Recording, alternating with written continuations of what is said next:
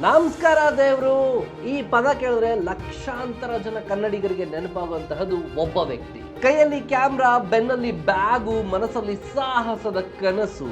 ಅವರೇ ಗಗನ್ ಶ್ರೀನಿವಾಸ್. ಇವತ್ತು ಇಡೀ ಕರ್ನಾಟಕ ಅವರನ್ನ ಡಾಕ್ಟರ್ ಬ್ರೋ ಅಂತ ಕರೆಯುತ್ತೆ. ಆದ್ರೆ ಈ ಯಶಸ್ಸಿನ ಹಿಂದೆ ಇರುವಂತಹ ಕತೆ ಕೇವಲ ಯೂಟ್ಯೂಬ್ನ ಕತೆ ಅಲ್ಲ. ಇದು ಒಬ್ಬ ಸಾಮಾನ್ಯ ಕನ್ನಡಿಗನ ಹೋರಾಟ, ಕನಸು ಮತ್ತು ಪರಿಶ್ರಮದ ಕತೆ. ಒಮ್ಮೆ ಕೆಲವೇ ಜನ ನೋಡ್ತಾ ಇದ್ದಂತಹ ವಿಡಿಯೋ ಇಂದು ಲಕ್ಷಾಂತರ ಜನರಿಗೆ ಪ್ರೇರಣೆಯಾಗಿದೆ. ಒಮ್ಮೆ ಜಗತ್ತನ್ನು ನೋಡಬೇಕು ಅಂತ ಕನಸು ಕಂಡಂತಹ ಹುಡುಗ ಇವತ್ತು ಕರ್ನಾಟಕದ ಜನತೆಗೆ ಇಡೀ ಜಗತ್ತನ್ನೇ ತೋರಿಸ್ತಾ ಇದ್ದಾನೆ. ಇವತ್ತು ನಾವು ಡಾಕ್ಟರ್ ಬ್ರೋ ಅವರ ಬಗ್ಗೆ ತಿಳ್ಕೊಳಕ್ ಹೋಗ್ತಾ ಇದ್ದೀವಿ. ಅದಕ್ಕೂ ಮುಂಚೆ ಟ್ರೆಂಡಿಂಗ್ ಗುರು ಕನ್ನಡ ಚಾನೆಲ್ ನ ಸಬ್ಸ್ಕ್ರೈಬ್ ಮಾಡಿ, ಬನ್ನಿ ಶುರು ಮಾಡೋಣ. ಪ್ರತಿಯೊಬ್ಬ ಯಶಸ್ವಿ ವ್ಯಕ್ತಿಯ ಕತೆ ಒಂದು ಚಿಕ್ಕ ಕನಸಿನಿಂದ ಆರಂಭ ಆಗುತ್ತೆ. ಗಗನ್ ಶ್ರೀನಿವಾಸ್ ಅವರು ಬೆಂಗಳೂರಿನಲ್ಲೇ ಬೆಳೆದ್ರು. ಒಂದು ಸಾಮಾನ್ಯ ಮಧ್ಯಮ ವರ್ಗದ ಕುಟುಂಬದಲ್ಲಿ ಅವರು ಜನಿಸಿದ್ರು.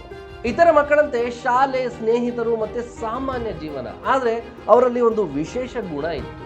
ಹೊಸ ವಿಚಾರಗಳನ್ನ ತಿಳ್ಕೋಬೇಕು, ಹೊಸ ಜಾಗಗಳನ್ನ ನೋಡಬೇಕು, ಹೊಸ ಜನರನ್ನ ಭೇಟಿ ಮಾಡಬೇಕು ಅನ್ನೋ ಆಸಕ್ತಿ ಅವರಿಗೆ ಚಿಕ್ಕ ವಯಸ್ಸಿಂದಾನೇ ಇತ್ತು. ಅವರು ಕೇವಲ ತಮ್ಮ ಸುತ್ತಮುತ್ತಲಿನ ಜಗತ್ತನ್ನು ನೋಡೋಕೆ ಮಾತ್ರ ಬಯಸಿಲ್ಲ, ಅದರ ಆಚೆಗೆ ಏನಿದೆ ಅನ್ನೋದ್ರ ಬಗ್ಗೆ ಅವರ ಆಸಕ್ತಿ ಹೊಂದಿದ್ರು. ಅದೇ ಕುತೂಹಲ ಮುಂದೆ ಒಂದು ದಿನ ಅವರ ಇಡೀ ಜೀವನವನ್ನೇ ಬದಲಾಯಿಸಿಬಿಡುತ್ತೆ. 2010-11ನೇ ಇಸ್ವಿಯಲ್ಲಿ ಯೂಟ್ಯೂಬ್ ತುಂಬಾ ಬೆಳೆಯಕ್ಕೆ ಶುರುವಾಗುತ್ತೆ. ಜನ ಹೊಸ ಹೊಸ ಕಂಟೆಂಟ್ ನ ನೋಡೋದಕ್ಕೆ ಶುರು ಮಾಡ್ತಾರೆ. ಅದೇ ಸಮಯದಲ್ಲಿ ಗಗನ್ ಯೂಟ್ಯೂಬ್ ಕಡೆ ಆಕರ್ಷಿತರಾಗ್ತಾರೆ. ಆ ಟೈಮಲ್ಲಿ ಅವರು ಚಿಕ್ಕ ಚಿಕ್ಕ ವಿಡಿಯೋಗಳನ್ನ ಹಾಕಕ್ಕೆ ಶುರು ಮಾಡ್ತಾರೆ. ಇದು ಕೇವಲ ಅವರ ಒಂದು ಹವ್ಯಾಸ ಮಾತ್ರ ಆಗಿತ್ತು. ಅದೇ ಚಿಕ್ಕ ಚಿಕ್ಕ ವಿಡಿಯೋಸ್ಗಳಿಗೆ ಹೊಸ ಹೊಸ ಪ್ರಯೋಗಗಳನ್ನ ಮಾಡ್ತಾ ಇದ್ರು, ಹೊಸ ಹೊಸ ಐಡಿಯಾಸ್ಗಳನ್ನ ತಗೊಂಡ್ಬರ್ತಾ ಇದ್ರು. ಆ ಟೈಮಲ್ಲಿ ಅವರಿಗೆ ಅರಿವಾಗಿದ್ದೇನು ಅಂದ್ರೆ, ಯೂಟ್ಯೂಬ್ ಮೂಲಕ, ಈ ವಿಡಿಯೋಸ್ಗಳ ಮೂಲಕ ನಾನು ಜನರನ್ನ ತಲುಪಬಹುದು ಅನ್ನೋದು. ಹಾಗೆ ಇಂತಹ ವಿಡಿಯೋಸ್ಗಳ ಮೂಲಕ ನಾನು ಕಥೆಯನ್ನ ಹೇಳಬಹುದು ಜನರಿಗೆ ಅನ್ನೋದು ಅವ್ರಿಗೆ ಅರಿವಾಗುತ್ತೆ. ಆದ್ರೆ ಒಂದು ಪ್ರಶ್ನೆ ಮೂಡುತ್ತೆ, ಯಾವ ತರಹದ ವಿಡಿಯೋಸ್ಗಳು ನಾನು ಮಾಡಬೇಕು ಅನ್ನೋದು. ಆ ಟೈಮಲ್ಲಿ ಕನ್ನಡದಲ್ಲಿ ಟ್ರಾವೆಲ್ ಕಂಟೆಂಟ್ ತುಂಬಾ ಕಡಿಮೆ ಇತ್ತು. ಹಿಂದಿಲಿ ಮತ್ತು ಇಂಗ್ಲಿಷ್ನಲ್ಲಿ ಬಹಳಷ್ಟು ಜನ ಟ್ರಾವೆಲ್ ಕಂಟೆಂಟ್ಗಳನ್ನ ಮಾಡ್ತಾ ಇದ್ರು. ಇಲ್ಲಿ ಗಗನ್ ಮನ್ಸ್ ಮಾಡಿದ್ರೆ ಇಂಗ್ಲಿಷ್ನಲ್ಲೂ ಕಂಟೆಂಟ್ಗಳನ್ನ ಮಾಡಿ ಹಾಕ್ಬೋದಾಗಿತ್ತು. ಆದ್ರೆ ಅವರು ಒಂದು ಬೇರೆ ನಿರ್ಧಾರನೇ ತಗೊಳ್ತಾರೆ. ಅವ್ರು ಯೋಚನೆ ಮಾಡ್ತಾರೆ, ನಾನು ನನ್ನ ಕಂಟೆಂಟ್ಗಳನ್ನ ಕನ್ನಡದಲ್ಲೇ ಮಾಡಿ ಹಾಕ್ತೀನಿ, ಜಗತ್ತನ್ನ ಕನ್ನಡದಲ್ಲಿ ಕನ್ನಡಿಗರಿಗೆ ನಾನು ತೋರಿಸ್ತೀನಿ ಅನ್ನೋ ಒಂದು ನಿರ್ಧಾರನ ಮಾಡ್ತಾರೆ. ಈ ಒಂದು ನಿರ್ಧಾರ ಅವರ ಜೀವನದ ದೊಡ್ಡ ತಿರುವಾಗುತ್ತೆ. ಇವತ್ತು ನಾವು ಎಷ್ಟೋ ಜನರ ಯಶಸ್ಸನ್ನ ನೋಡ್ತೀವಿ, ಆದ್ರೆ ಆ ಯಶಸ್ಸಿನ ಹಿಂದೆ ಇರುವಂತಹ ಕಷ್ಟಗಳು ಯಾರಿಗೂ ಗೊತ್ತಿರುವುದಿಲ್ಲ.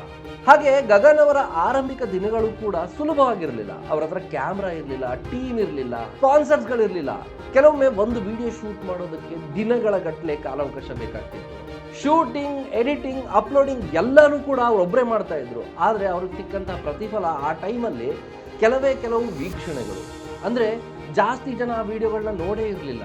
ಇದರಿಂದ ಜನ ಹಾಸ್ಯ ಮಾಡಕ್ ಶುರು ಮಾಡ್ತಾರೆ. ಇದರಿಂದ ಏನ್ ಪ್ರಯೋಜನ? ಇದು ಒಂದು ಕೆಲಸನಾ? ಇದರಿಂದ ನಿನ್ನ ಭವಿಷ್ಯ ಉದ್ಧಾರ ಆಗುತ್ತಾ ಅನ್ನೋ ಪ್ರಶ್ನೆಗಳನ್ನ ಕೇಳಕ್ ಶುರು ಮಾಡ್ತಾರೆ. ಆದ್ರೆ ಗಗನ್ ಒಂದು ವಿಚಾರನ ನಂಬಿದ್ರು. ಇವತ್ತು ನನ್ನ ವಿಡಿಯೋಸ್ಗಳನ್ನ ಯಾರು ನೋಡದೇ ಇರಬಹುದು, ಆದ್ರೆ ಒಂದು ಟೈಮ್ ಬರುತ್ತೆ, ಆ ಟೈಮಲ್ಲಿ ನನ್ನ ವಿಡಿಯೋಸ್ಗಳು ವೈರಲ್ ಆಗ್ತವೆ, ಜನ ನೋಡ್ತಾರೆ ಅನ್ನೋ ಒಂದು ನಂಬಿಕೆ ಅವರನ್ನ ಮುಂದೆ ಕರ್ಕೊಂಡು ಹೋಗುತ್ತೆ. ಬಹುತೇಕ ಟ್ರಾವೆಲ್ ಬ್ಲಾಗರ್ಸು ಸುಂದರವಾಗಿರುವಂತಹ ಜಾಗಗಳನ್ನ ತೋರಿಸ್ತಾರೆ. ಆದ್ರೆ ಗಗನ್ ಅವರ ದೃಷ್ಟಿಕೋನ ಬೇರೆನೇ ಆಗಿತ್ತು. ಅವರಿಗೆ ಸ್ಥಳಗಳಿಗಿಂತ ಅಲ್ಲಿರುವ ಜನರ ಕಥೆಗಳು ಮುಖ್ಯ ಆದವು. ಒಂದು ದೇಶದ ನಿಜವಾದ ಮುಖ ಅಲ್ಲಿರುವಂತಹ ಕಟ್ಟಡಗಳಲ್ಲಿ ಇರೋದಿಲ್ಲ, ಅಲ್ಲಿರುವಂತಹ ಜನರ ಬದುಕಿನಲ್ಲಿರುತ್ತೆ. ಇದೇ ಯೋಚನೆಯಿಂದ ಅವರ ವಿಡಿಯೋಸ್ಗಳು ವಿಭಿನ್ನವಾದವು. ಅವರು ಕೇವಲ ಪ್ರವಾಸ ಮಾಡಲಿಲ್ಲ, ಜನರ ಜೊತೆ ಬೆರೆತರು. ಅವರ ಮನೆಗಳಿಗೆ ಹೋಗ್ತಾರೆ, ಅವರ ಆಹಾರ ಸೇವಿಸ್ತಾರೆ, ಅವರ ಸಮಸ್ಯೆಗಳನ್ನ ಕೇಳ್ತಾರೆ. ಇದರಿಂದ ಪ್ರೇಕ್ಷಕರಿಗೆ ಒಂದು ಹೊಸ ಅನುಭವ ಸಿಗಕ್ಕೆ ಶುರುವಾಗುತ್ತೆ. ಅವರು ಕೇವಲ ದೇಶಗಳನ್ನ ಮಾತ್ರ ನೋಡ್ತಿರ್ಲಿಲ್ಲ, ಅಲ್ಲಿನ ಜನ ಜೀವನದ ಬಗ್ಗೆ ಕೂಡ ಅರ್ಥ ಮಾಡ್ಕೊಳ್ತಾ ಇದ್ರು. ಕಾಲ ಕಳೆದಂತೆ ಗಗನ್ ಅವರ ಕನಸು ದೊಡ್ಡದಾಗಕ್ಕೆ ಶುರುವಾಗುತ್ತೆ. ಕರ್ನಾಟಕದಿಂದ ಶುರುವಾದಂತಹ ಅವರ ಪ್ರಯಾಣ ಇಡೀ ಭಾರತದ ತುಂಬೆಲ್ಲ ಹರಡುತ್ತೆ. ನಂತರ ವಿದೇಶಗಳತ್ತನೂ ಅವರ ಪ್ರಯಾಣ ಸಾಗುತ್ತೆ. ಹೊಸ ದೇಶ, ಹೊಸ ಭಾಷೆ, ಹೊಸ ಸಂಸ್ಕೃತಿ, ಹೊಸ ಸವಾಲುಗಳು. ಪ್ರತಿ ದೇಶ ಒಂದು ಹೊಸ ಪುಸ್ತಕದಂತೆ, ಪ್ರತಿ ಪ್ರಯಾಣವು ಒಂದು ಹೊಸ ಪಾಠದಂತೆ. ಕೆಲವೊಮ್ಮೆ ಭಾಷೆ ಅರ್ಥ ಆಗ್ತಿರ್ಲಿಲ್ಲ, ಕೆಲವೊಮ್ಮೆ ಸ್ಥಳೀಯರ ನಿಯಮಗಳು ಕಷ್ಟ ಆಗ್ತಿದ್ವು, ಕೆಲವೊಮ್ಮೆ ಅಪಾಯಕಾರಿಯಾದಂತಹ ಪರಿಸ್ಥಿತಿಗಳು ಎದುರಾಗ್ತಿದ್ವು. ಆದ್ರೂ ಕೂಡ ಅವರು ನಿಲ್ಲಿಲ್ಲ. ಯಾಕಂದ್ರೆ ಅವರ ಗುರಿ ಕೇವಲ ಪ್ರವಾಸ ಮಾಡೋದಾಗಿರಲಿಲ್ಲ, ಕರ್ನಾಟಕದ ಜನತೆಗೆ ಅವರು ಜಗತ್ತನ್ನ ತೋರಿಸುವಂತಹ ಗುರಿಯನ್ನ ಹೊಂದಿದ್ರು. ಒಂದು ಹಂತದ ನಂತರ ಜನ ಡಾಕ್ಟರ್ ಬ್ರೋ ಅವರನ್ನ ಗುರುತು ಹಿಡಿಯೋಕೆ ಶುರು ಮಾಡ್ತಾರೆ. ಅವರ ವಿಡಿಯೋಸ್ಗಳನ್ನ ಶೇರ್ ಮಾಡೋದಕ್ಕೆ ಶುರು ಮಾಡ್ತಾರೆ. ಸೋಷಿಯಲ್ ಮೀಡಿಯಾದಲ್ಲಿ ಅವರ ಬಗ್ಗೆ ಭಾರಿ ಚರ್ಚೆ ಆಗುತ್ತೆ. ಅವರ ಚಾನೆಲ್ನ ಜನ ಸಬ್ಸ್ಕ್ರೈಬ್ ಮಾಡೋದಕ್ಕೆ ಶುರು ಮಾಡ್ತಾರೆ. ಹೆಚ್ಚೆಚ್ಚು ಜನ ಅವರ ವಿಡಿಯೋಸ್ಗಳನ್ನ ನೋಡೋದಕ್ಕೆ ಶುರು ಮಾಡ್ತಾರೆ. ಇದೀಗ ಅವರು ಕೇವಲ ಒಬ್ಬ ಟ್ರಾವೆಲರ್ ಆಗಿ ಉಳಿಲಿಲ್ಲ, ಅವರು ಒಬ್ಬ ಬ್ರ್ಯಾಂಡ್ ಆಗಿ ಉಳ್ಕೊಳ್ತಾರೆ. ಇವರು ಒಂದು ದೊಡ್ಡ ಚಳುವಳಿ ಅಂತ ಬೆಳೀತಾರೆ. ಯಾಕಂದ್ರೆ ಕನ್ನಡಿಗರಿಗೆ ಮತ್ತು ಕರ್ನಾಟಕದ ಜನತೆಗೆ ಅವರು ಒಂದು ಹೊಸ ಜಗತ್ತನ್ನ ತೋರಿಸ್ಕೊಟ್ಟಿರ್ತಾರೆ. ಪ್ರಯಾಣ ಯಾವಾಗಲೂ ಸುಂದರವಾಗಿರೋದಿಲ್ಲ, ಕೆಲವೊಮ್ಮೆ ಅದರಲ್ಲಿ ಅಪಾಯಗಳನ್ನು ಕೂಡ ಎದುರಿಸಬೇಕಾಗುತ್ತೆ. ಅಪರಿಚಿತ ದೇಶಗಳು, ಅಪರಿಚಿತ ಜನರು, ಅಪರಿಚಿತ ಪರಿಸ್ಥಿತಿಗಳನ್ನ ಎದುರಿಸಬೇಕಾಗುತ್ತೆ. ಕೆಲವು ದೇಶಗಳಲ್ಲಿ ಸುರಕ್ಷತಾ ಸಮಸ್ಯೆ ಆದರೆ ಇನ್ನು ಕೆಲವು ಪ್ರದೇಶಗಳಲ್ಲಿ ರಾಜಕೀಯ ಅಸ್ಥಿರತೆ ಇರುತ್ತೆ. ಕೆಲವು ಸ್ಥಳಗಳಲ್ಲಿ ಭಾಷೆಯ ಅಡೆತಡೆ ಆದರೂ ಕೂಡ ಗಗನ್ ಅವರು ತಮ್ಮ ಪ್ರಯಾಣನ ನಿಲ್ಲಿಸೋದಿಲ್ಲ, ಅವರು ತಮ್ಮ ಪ್ರಯಾಣನ ಮುಂದುವರಿಸ್ತಾರೆ. ಪ್ರತಿ ಸವಾಲು ಒಂದು ಹೊಸ ಅನುಭವ ಆಯಿತು, ಪ್ರತಿ ಅನುಭವ ಒಂದು ಹೊಸ ಕತೆ ಆಯಿತು. ಅದೇ ಕತೆ ಕರ್ನಾಟಕದ ಜನರಿಗೆ ಇಷ್ಟ ಆಯಿತು. ಇಲ್ಲಿ ಗಗನ್ ಅವರ ಯಶಸ್ಸಿನ ಒಂದು ಪ್ರಮುಖ ಕಾರಣ ಏನು ಗೊತ್ತಾ? ಅದು ಕನ್ನಡ, ನಮ್ಮ ಕನ್ನಡ. ಅವರು ಬೇರೆ ಭಾಷೆಯಲ್ಲಿ ಕಂಟೆಂಟ್ನ ಮಾಡಿ ಇನ್ನೂ ಜಾಸ್ತಿ ಪ್ರೇಕ್ಷಕರನ್ನ ಗಳಿಸಬಹುದಾಗಿತ್ತು, ಆದ್ರೆ ಅವರು ಆಯ್ಕೆ ಮಾಡ್ಕೊಂಡಿರೋದು ಕನ್ನಡ. ಅದೇ ಅವರನ್ನ ವಿಭಿನ್ನ ಮಾಡುತ್ತೆ. ಯಾಕಂದ್ರೆ ಒಬ್ಬ ಕನ್ನಡಿಗ ಮತ್ತೊಬ್ಬ ಕನ್ನಡಿಗನಿಗೆ ಜಗತ್ತನ್ನ ತೋರಿಸುವಂತಹ ರೀತಿ ತುಂಬಾ ವಿಭಿನ್ನವಾಗಿರುತ್ತೆ. ಇದೇ ಒಂದು ಸಂಪರ್ಕನ ನಿರ್ಮಿಸುತ್ತೆ, ಇದೇ ಜನರಲ್ಲಿ ವಿಶ್ವಾಸನ ಮೂಡಿಸುತ್ತೆ. ಇವತ್ತು ತುಂಬಾ ಜನ ಯುವಕರು ಯೂಟ್ಯೂಬ್ ನ ಶುರು ಮಾಡ್ಕೊಂಡಿದ್ದಾರೆ, ಟ್ರಾವೆಲ್ ಬ್ಲಾಗಿಂಗ್ ಗಳನ್ನ ಮಾಡ್ತಾ ಇದ್ದಾರೆ. ಅದೆಷ್ಟೋ ಜನ ಯುವಕರಿಗೆ ಡಾಕ್ಟರ್ ಬ್ರೋ ಒಂದು ಪ್ರೇರಣೆ ಆಗಿದ್ದಾರೆ. ಯಾಕಂದ್ರೆ ಅವ್ರ ಕತೆ ಒಂದು ಸತ್ಯನ ಹೇಳುತ್ತೆ. ಯಶಸ್ಸಿಗೆ ದೊಡ್ಡ ಹಿನ್ನೆಲೆ ಬೇಕಿಲ್ಲ, ದೊಡ್ಡ ಹಣ ಬೇಕಿಲ್ಲ, ದೊಡ್ಡ ಸಂಪರ್ಕಗಳು ಬೇಕಿಲ್ಲ. ಬೇಕಾಗಿರುವಂತದ್ದು ಒಂದು ಕನಸು, ಶ್ರಮಿಸುವ ಧೈರ್ಯ ಮತ್ತು ಪರಿಶ್ರಮ.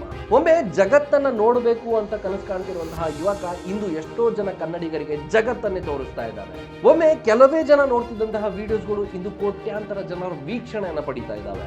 ಒಮ್ಮೆ ಸಾಮಾನ್ಯ ಕಾಲೇಜು ವಿದ್ಯಾರ್ಥಿಯಾಗಿದ್ದಂತಹ ಗಗನ್ ಶ್ರೀನಿವಾಸ್ ಇಂದು ಯೂಟ್ಯೂಬ್ ನ ಪ್ರಭಾವಿ ಡಿಜಿಟಲ್ ಸೃಷ್ಟಿಕರ್ತರಲ್ಲೊಬ್ಬರಾಗಿದ್ದಾರೆ. ಇಲ್ಲಿ ಡಾಕ್ಟರ್ ಬ್ರೋ ಅವರ ಪ್ರಕಾರ ಕನಸು ದೊಡ್ಡದಾಗಿದ್ರೆ ದಾರಿ ಸಿಗುತ್ತೆ, ಪ್ರಯತ್ನ ನಿಲ್ಲಿಸಿದ್ರೆ ಯಶಸ್ಸು ಸಿಕ್ಕೇ ಸಿಗುತ್ತೆ. ನಮಸ್ಕಾರ ದೇವ್ರು. ಈ ಪದದ ಹಿಂದೆ ಅಡಗಿರೋದು ಕೇವಲ ಒಬ್ಬ ವ್ಯಕ್ತಿಯ ಪರಿಚಯ ಅಲ್ಲ, ಅವನ ಕನಸಿನ ಧ್ವನಿ ಇದಾಗಿದೆ. ಇದು ಡಾಕ್ಟರ್ ಬ್ರೋ ಅವರ ಕಥೆ ಆಗಿತ್ತು. ಈ ವಿಡಿಯೋ ನಿಮ್ಗೆ ಇಷ್ಟ ಆದಲ್ಲಿ ಲೈಕ್ ಮಾಡಿ ಹಾಗೂ ನಿಮ್ಮ ಕನಸಿನ ಬಗ್ಗೆ ಕಮೆಂಟ್ ಮಾಡಿ.